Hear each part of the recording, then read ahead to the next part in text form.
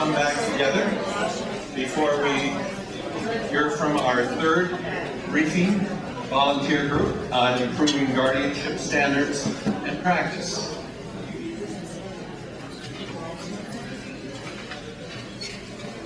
We're coming together in a remarkable collaborative way, and it's certainly interdisciplinary, and it's making a difference. It's exciting to hear about some of the conversations and some of the conclusions that are being reached, which help to make the decisions that are going to be important to the future of guardianship in the state. And with no more ado, let us move forward to hear from our distinguished panel and hear what they have concluded in their efforts. And then we will have the opportunity to visit again the Wells Center, and we'll move forward. Thank you, everyone, and look, everybody's still here. It's so great. It's a long afternoon. We're working hard, and this is the last briefing group that we'll have. And this group, this committee, focused on improving the delivery of guardianship services. So the panel here will present the recommendations. My name is Betty Sweeterman. I work with Disability Rights Washington. I was not on the committee, but Shirley asked me to come and help facilitate the presentation of the recommendations. And the panel will introduce themselves. Starting with Kathy. Kathy Knight. I'm with the Washington Association of Area Agencies on Aging. I'm very thrilled to be here today and coordinating, working with Bruce on this very important effort. I'm Alan Erickson. I'm a lay guardian for my daughter Elizabeth Erickson, and I'm fairly new to this group. I'm hoping to help the people who this group's looking to help.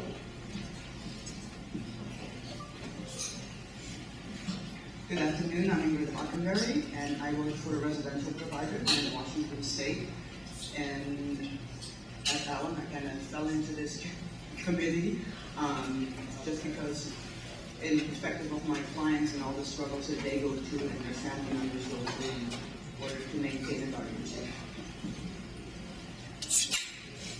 Thank you. So as with the other groups, here's our agenda for this time period. We'll talk about the committee purpose. We'll present the recommendations, and then we will have time for questions afterwards. And then the same process where we will go and meet the small groups. So the purpose of the committee focused on improving guardianship standards and practice. And really, the recommendations are around the delivery of guardianship services. And this includes the delivery of guardianship services by professional guardians and by lay guardians. The group focused on the qualifications of guardians, the standards of practice, and the ways to ensure quality services.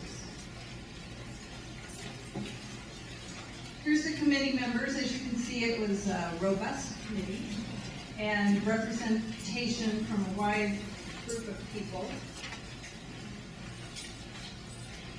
There was a deputy county clerk, 2 elder law attorneys, a family guardian, 2 professional guardians, national guardianship expert, legal services attorney, 2 representatives of the Department of Financial Institutions, and a senior advocate, 2 family advisors, and this committee met 5 times to brainstorm and develop the recommendations that we're going to share with you today. So here's the short list of the recommendations. To use respectful language, to increase minimum qualifications for all guardians, to provide resources and assistance for all guardians, to improve lay family volunteer guardianship training, guardian training, to develop and or improve standards of practice, to improve professional guardian certification, to develop statewide guardianship monitoring. It's important to note as we go through this, some of the recommendations apply specifically to lay guardians and some to professional guardians and some to hopefully that will be clear as we go through. So I'm going to turn it over to Alan, who will go through the first recommendation.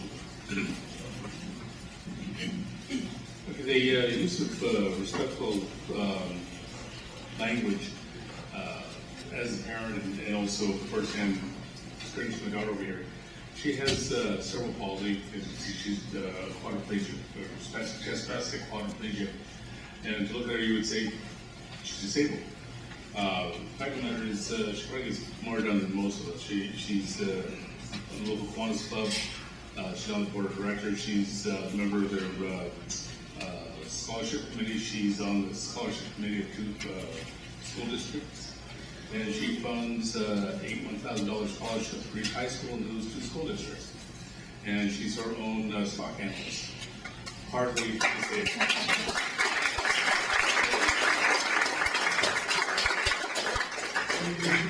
Well, first we call it an individual with limitations because she's, her words is, as long as I can think of ways around my limitations, I'm not disabled. So just to put the label first is really unfair to them, and it diminishes their the self-esteem, the minds, the capability, and public perception of who and what they are. There are people individuals who don't have a capability, and there's individuals out there who have more. But to diminish who they are as an individual, that's very unfair, grossly unfair to them. So we're trying to, we'd like to establish a different label that better describes who they are without diminishing them as an individual.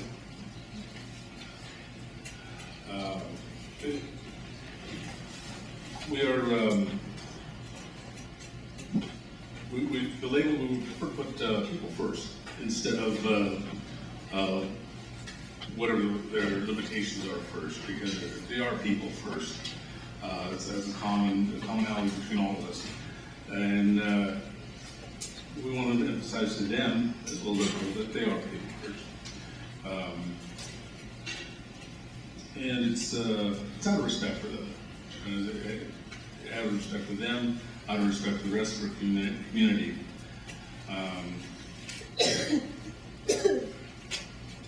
That's really good for the respectful language. We're also looking at revising the minimal qualifications. Presently, state law says that 18-year-olds qualified to be appointed as a guardian.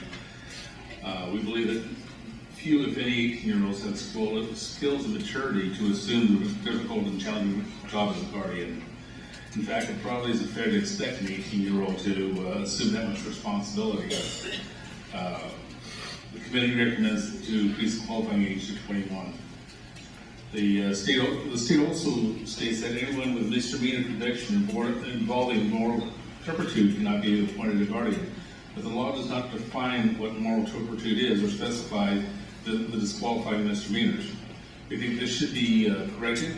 Moral turpitude should be defined, and the misdemeanors that prohibit one from being a appointed guardian should be specified.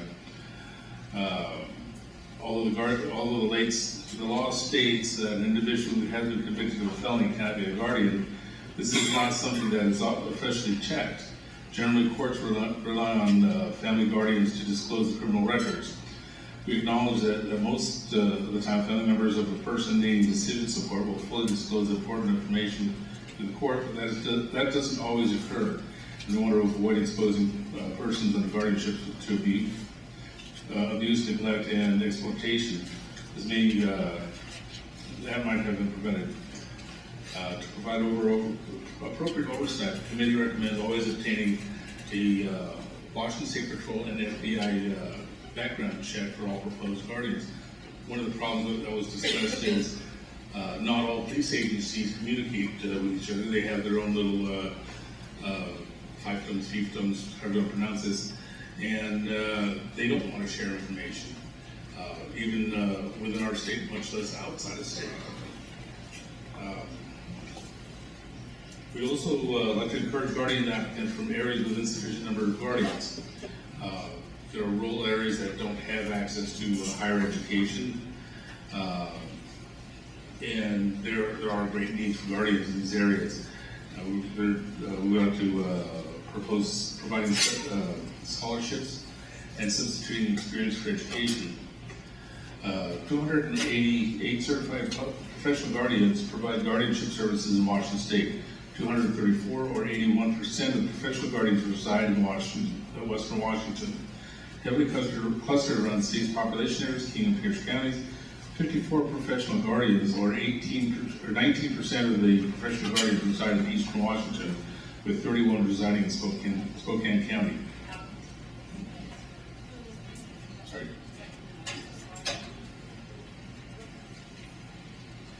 I'm sorry. Okay, I'm sorry. I got enthusiastic.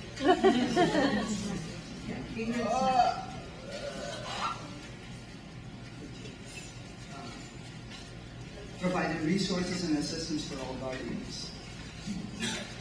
Currently, there is no readily available information or resources. Most of the lay guardians are parents or family members. Some of our clients that we serve don't even have people like that involved in their lives that would be able to step up as that role. So they have either the choice to pay for professional services of a guardianship, but in supported living, after people pay their rent, food, utilities, and that it doesn't leave anything left to pay for a service like that.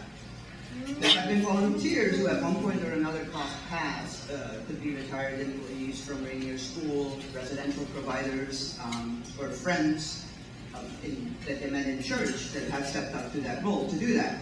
However, many family members as well as volunteers are not aware of what is actually all involved in the guardianship, or what all the requirements are. There seems to be little to no information available. The increased cost of attorney fees has caused some guardians to ignore court dates and allow a guardianship to expire just because they lack the means. Having delinquent guardianship causes big issues, definitely for the people that live in the residential program. So the agency I work for, and many other agencies that I know of, have started to assist in completing the court papers and filing with the courts, but we're not expert in that area at all, and it really makes it very difficult for us. If proper information and assistance would be available at no cost to the guardians, then they would be able to complete the process on their own, have a better understanding of what all it is required, and it would go a lot smoother, and there wouldn't be no lacking guardianships or missed court dates. In order to provide more resources and assistance, the committee came up with the following recommendations. We would be able to create a web page that would provide needed information to educate guardians. The web page could provide them with forms that are available, that are required, templates on how to fill those out, and an outline of everything that is involved with being a guardian. It could maybe offer a blog so that information and questions and resources could be shared by others. Maybe there would be volunteer attorneys who would be willing to answer questions online in the form of a chat room and make it a little bit more interactive. If a lot of people participate in that, maybe meetings could be scheduled to cover certain topics of interest that would allow for more assistance for the people. Since not everybody has a computer or knowledge of using a computer, the possibility of having a hotline where people could call in and maybe get the same information that is needed. Finding individuals who have become expert in the process by doing it for so long, maybe they would be willing to become a resource to others and become mentors for the people that do need a lot more assistance in it. There's also an area where there would be a possibility for agencies like ours, case managers from the Developmental Disability Administration, or even medical professionals who may not always understand on what is needed for the guardianship is needed for certain things, so that everybody understands the role of a guardian better and that things would go smoother. And also for parents to understand how does being a guardian roll into also being a parent, and how can they work together without a conflict of overstepping boundaries. We all need to understand the roles and boundaries better.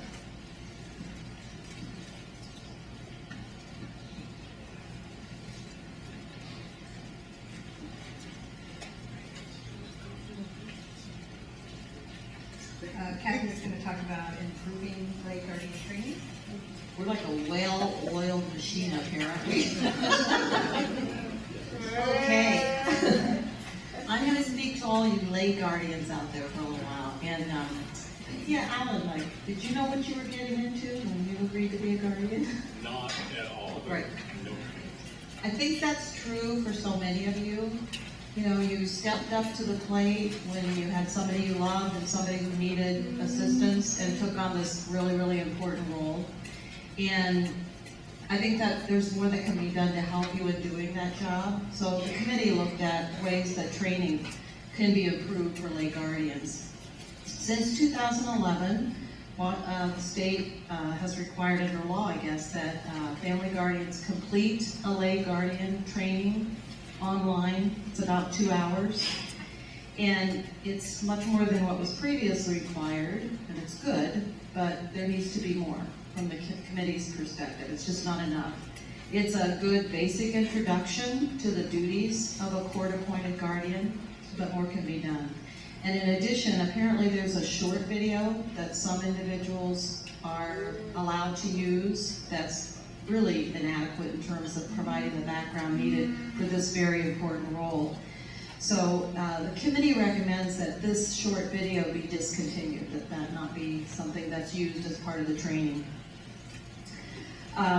And we recognize, the committee recognizes that everybody has different learning styles. What works for one person well, you know, watching a video might be fine. Some people need a more interactive approach. Yay, more webinars, oh boy. There are different ways that people need to learn this information, so that's, we need to look at how to provide that interactive approach for people who need it. Some people who prefer not using technology like the computer or don't have it available online. There should be in-person training opportunities, and we were told not to consider costs, right? So we realize that some of these recommendations may be costly.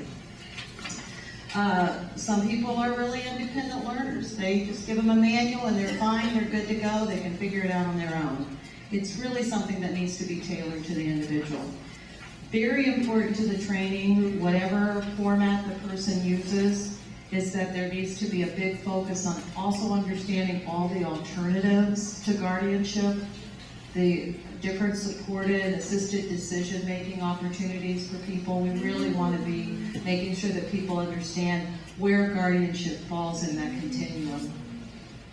And of course, we recognize that we need to do a better job of serving people who are non-English speaking, and particularly, I think, in the Spanish community, in the Spanish speaking community, we need to have training materials in other languages. So I think that covers those recommendations. The next recommendation was around developing standards of practice for the lay family volunteer guardian. And the committee recognized that, you know, there have been years ago standards of practice were developed to guide the performance of professional guardians. But those standards are not applied to the performance of the family or volunteer guardian. Or they also understand that some of those might not apply. So the committee is recommending, you know, a good look at taking a look at the standards of practice for the professional guardian and really assess, you know, which apply, which don't apply, what additional kinds of standards of practice might be useful and helpful. And it's really around providing guidance to the guardian so that they are developing quality of services.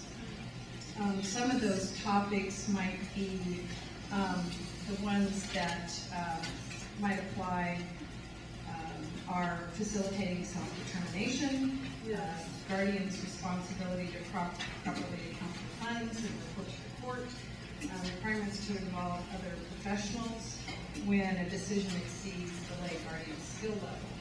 So thinking about, and also thinking about, you know, the new terminology of supported decision-making and how that fits into standards of practice, and probably a lot of different ones. And really these are not meant to be like an additional burden to guardians, but really as a tool to use for guidance when you become become a guardian, but also practicing, putting things into practice, and we come across new situations like, well, how do we puzzle through this one? And hopefully those standards of practice would offer some guidance.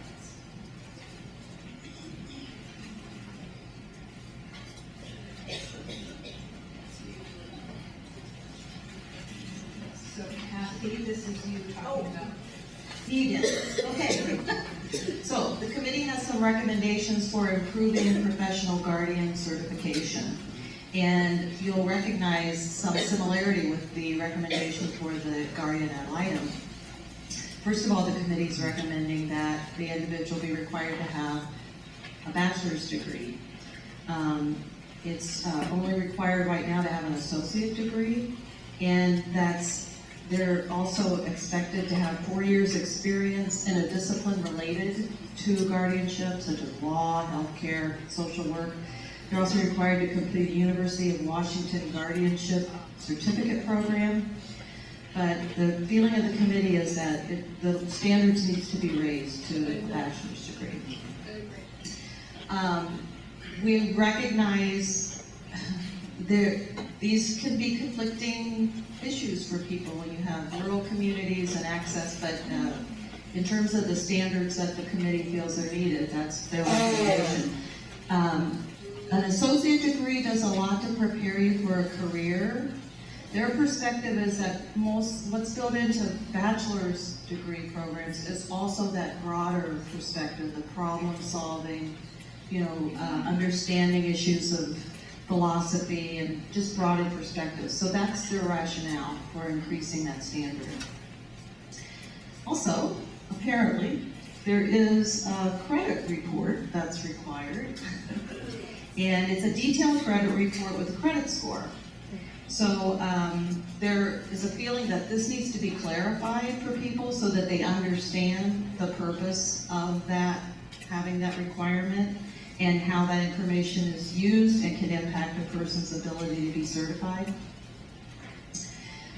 There's also a feeling that there need to be different levels of certification, that people in the beginning, when you're first getting the training and understanding, as with most fields, there's an entry level, and then you move on to more advanced and expert levels in terms of your knowledge as a guardian. So they'd like to see those levels identified and recognized.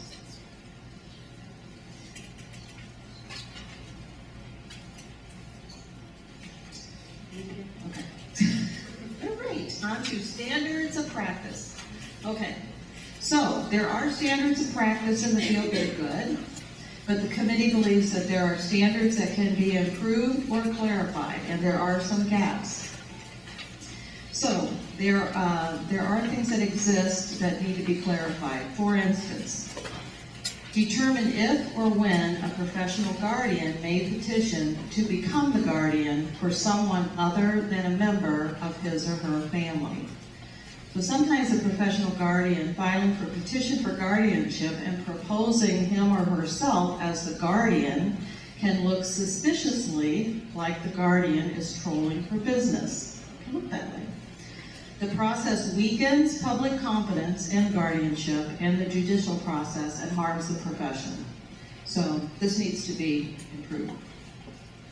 Define conflict of interest and determine if or when it's appropriate for a professional guardian to serve in multiple roles, such as guardian, guardian ad litem, attorney, trustee, representative payee, attorney in fact.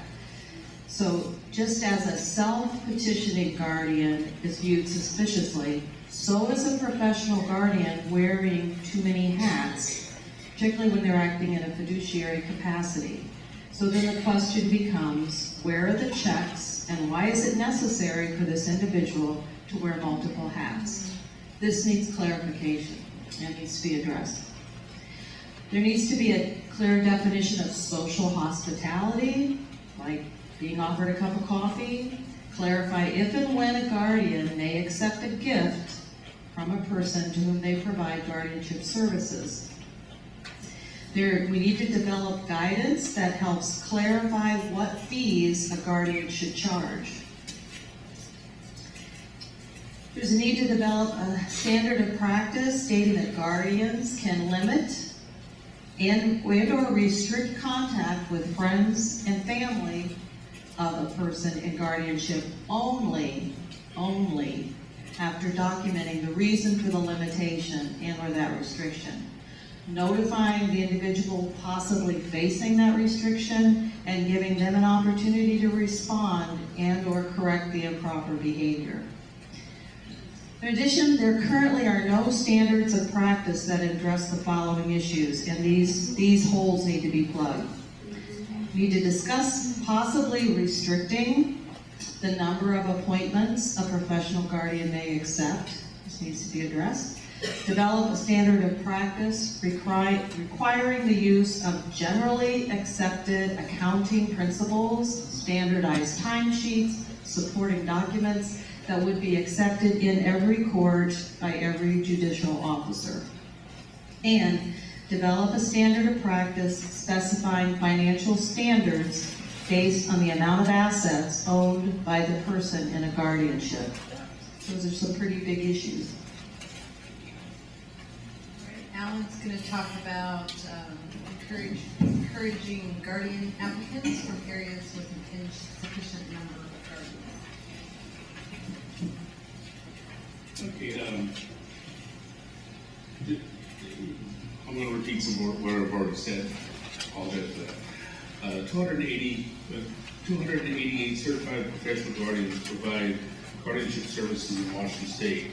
234 or 81% of professional guardians reside in Western Washington, heavily clustered around the state's population centers, King and Pierce County. 44 professional guardians or 19% of the professional guardians reside in Eastern Washington, with 31 residing in Spokane County. Providing guardianship services in Eastern Washington comes with a unique set of challenges. There are hundreds of square miles to traverse and involving multiple jurisdictions and with different court rules and policies. In addition, there are multiple yet function limited healthcare providers and healthcare facilities that are spread out by hundreds of miles. The lack of specialties, especially in mental health and geriatric medicine, are a constant challenge to access across the region that involves vast frontier areas. These factors separate clients from not only all types of providers, but decision makers, courts, and families. Guardians can spend inordinate time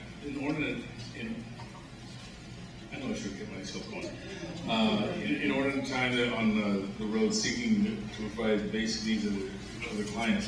Finally, the fundamental economics of rural professional guardianship practices is theoretically challenged.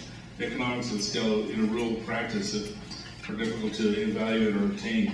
In the face of changing client needs of this vast yet limited domain. Hence, there are increased legal perils in the face of urgent consultations and decision-making with many health emergencies. Recognizing challenges is one of the faces in areas like this. It's important to encourage qualified individuals to pursue a career providing guardian services. The committee makes 2 recommendations. Provide scholarships to attend the University of Washington Guardianship Certification Program and develop a procedure to substitute experience for education. Okay, and the last recommendation, Ingrid is going to talk about developing a statewide guardianship monitoring and quality assurance system. And some of the stuff you guys already heard this morning too. Guardianships may remain open for years or even decades, and that is particularly the case with individuals with developmental disabilities. Often there is no one to bring concerns about the guardianship to the court's attention. Thus, the courts must be proactive to discover and respond to disputes.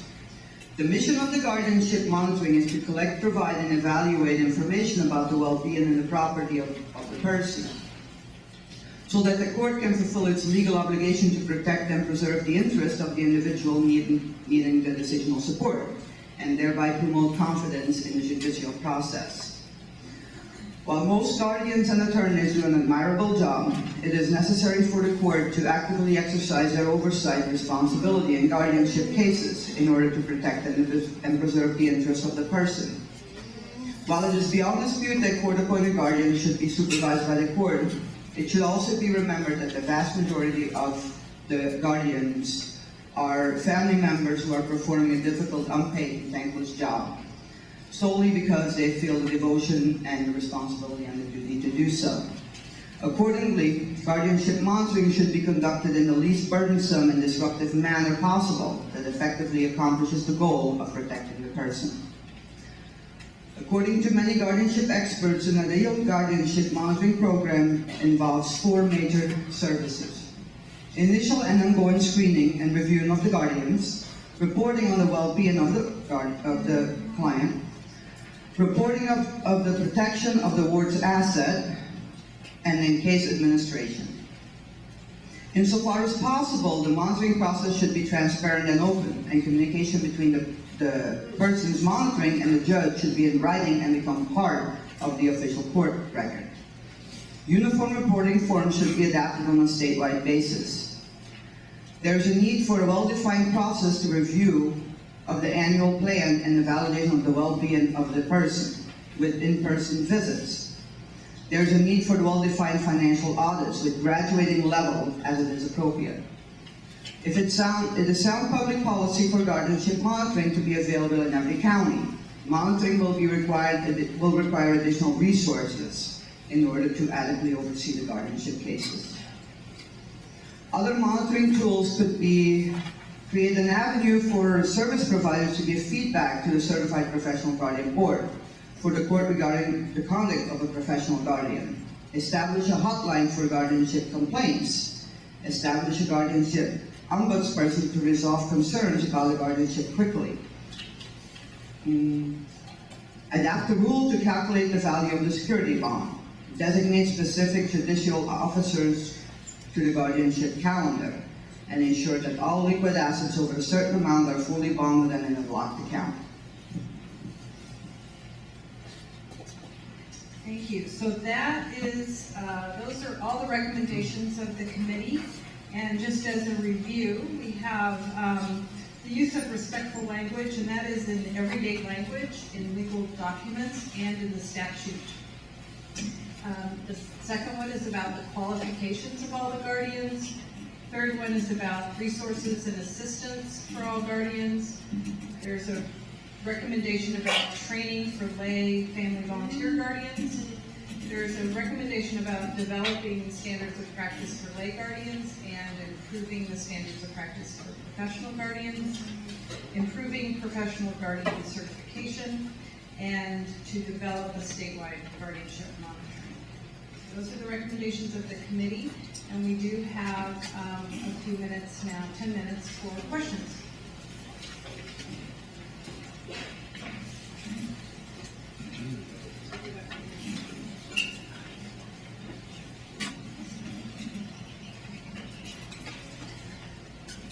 My one question is, like, with the difference between professional guardianship and lay guardianship, why aren't the requirements the same for both?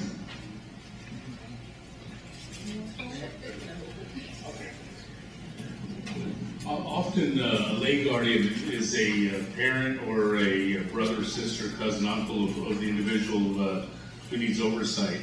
And they could be thrown into this literally in seconds. A car accident could all of a sudden make a brother or a sister a guardian, a lay guardian. Whereas a professional guardian gets paid for this to take care of individuals' finances or directions they're going to go in life, whatever. So it's hard to predict when you're going to be a guardian, if you're ever going to be a guardian. That is a profession, that's their job. So I hope that answers your question. This isn't exactly a question, but I'm wondering, you just talked about a brother or someone taking over. I wonder how many people who are getting older, and I am so for everybody else, I know that too. What if you are suddenly incapable? How many people have set up a court, through the courts, a backup guardian.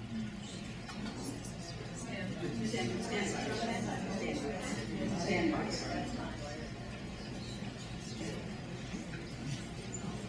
I have the durable power of attorney, does that help?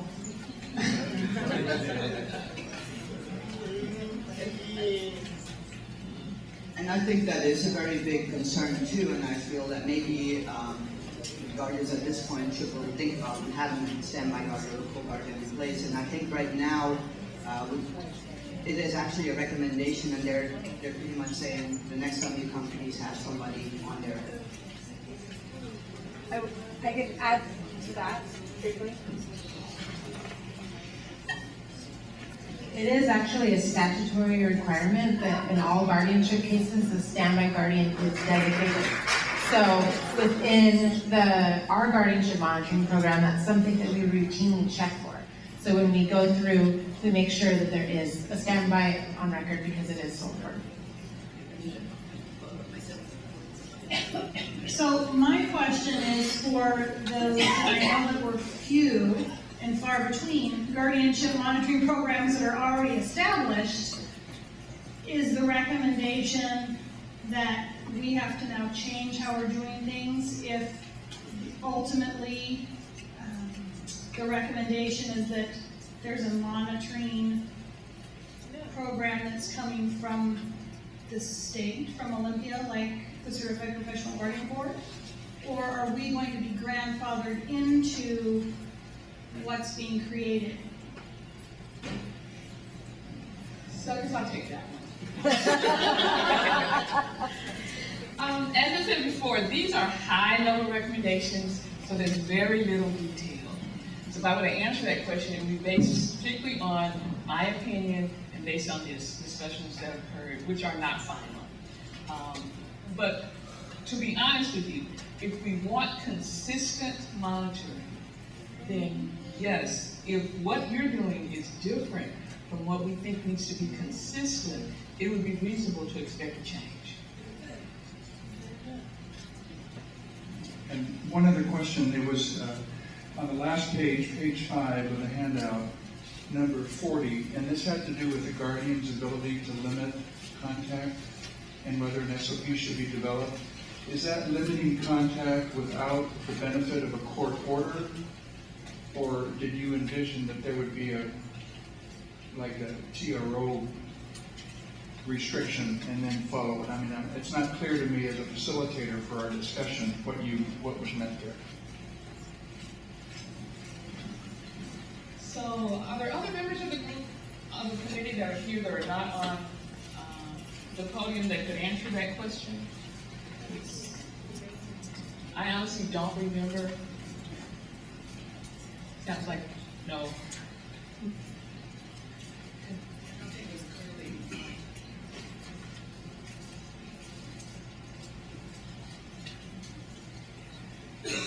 So we're going to assume in our discussion that it meant being able to restrict that access without the benefit of a court order.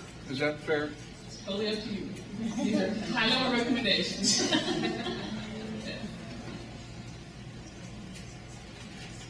For the lay guardian, is the online course always a requirement? Yes, it is now. Yes and no, because there are exceptions. You can receive a waiver, it's my understanding, so it is not always a requirement. And I Do see you that- know under what circumstances those would be? I don't know, but there's a judge sitting right here, maybe he can tell me. So sure. So the last time I was presented with something like this was with someone who had been doing this for years, and the requirement came in, and I thought, why should I make this person who's been doing it great for 10 or 15 years, why should I make them take the test? But pretty much that's it. If you've established your qualifications, then you might not need to do it, but pretty much everyone else does. Thank you. This goes to the qualifications of certified professional guardians. Currently, right now, the the qualification is a associate's degree plus experience in their field. You're talking about raising that to a bachelor's degree. Are you going to grandfather in existing professional guardians in that? And also, what do you do about the ones that were grandfathered in when the associate's degree qualification came into place? So there really was no discussion about what happens to the existing guardians. I can't really answer that, but as you said, when the previous, when they required the associate's degree, they were grandfathered in, but that wasn't discussed.